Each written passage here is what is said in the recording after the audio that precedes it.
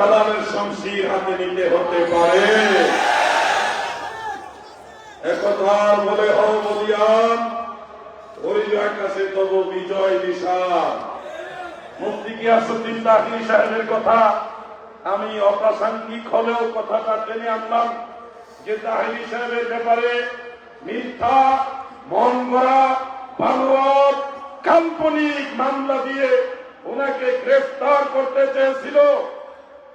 আমি আজকে বলছি, বাংলাদেশে সুন্নিয়তের কোন পীর মাশায়েখ, কোন আলেম, সুন্নিয়তের কোন আলেমের বিরুদ্ধে যদি ষড়যন্ত্র করা হয়, সেই ষড়যন্ত্র নস্যাৎ করে বঙ্গোপসাগরে উৎখাত করে ফেলে দেওয়া হবে।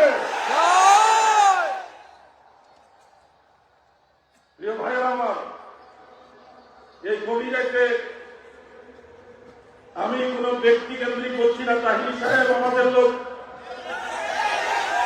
আল্লামা ডক্টর কাফিরুদ্দিন সরকার সাহানী সাহেব আমাদের লোক।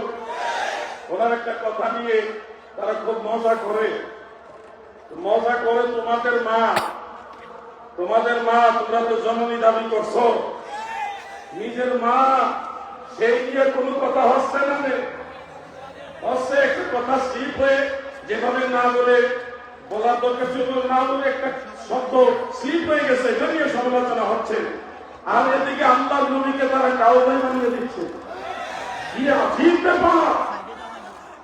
এজন্যে আল্লাহর দরবার শরীফ থেকে আমি বেশি কিছু বলবো না, যা কিছু বলছি তা সবাই বুঝতে পারছেন। আমার বাড়ি কিন্তু ব্রাহ্মণবাড়িয়া, জানা আছে তো? আপনাদের অনেকের বাড়ি ব্রাহ্মণবাড়িয়া। ভান্ডার দরবার কোন জেলায়? কোন জেলায়? ব্রাহ্মণবাড়িয়া।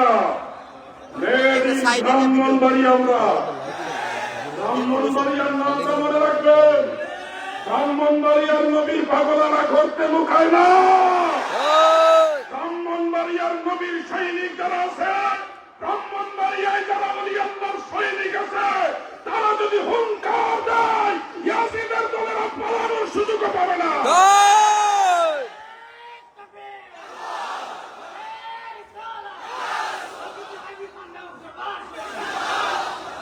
প্রিয় ভাইরা, ঘুমো দর্শনী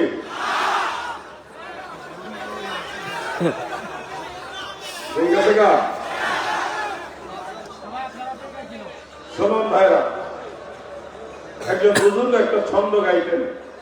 আম্বিয়া সকল জুতে, আউলিয়া সকল জুতে, ভান্ডার ধার খোলা পে, লুটে ধন মন ভরে, ভান্ডার ধার খোলা পে, লুটে ধন মন ভরে। ওঠো ওঠো ভাই বোন সবে, রহমত লইবারে, রহমত লইবারে,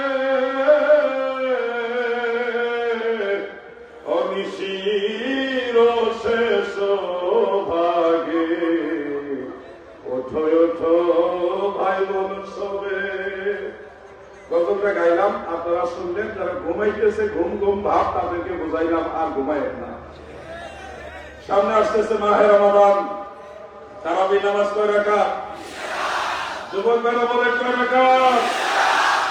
কিন্তু কাটার গ্রুপ, নাপিত গ্রুপ আসবে, অচিরেই তাদের আবির্ভাব হবে।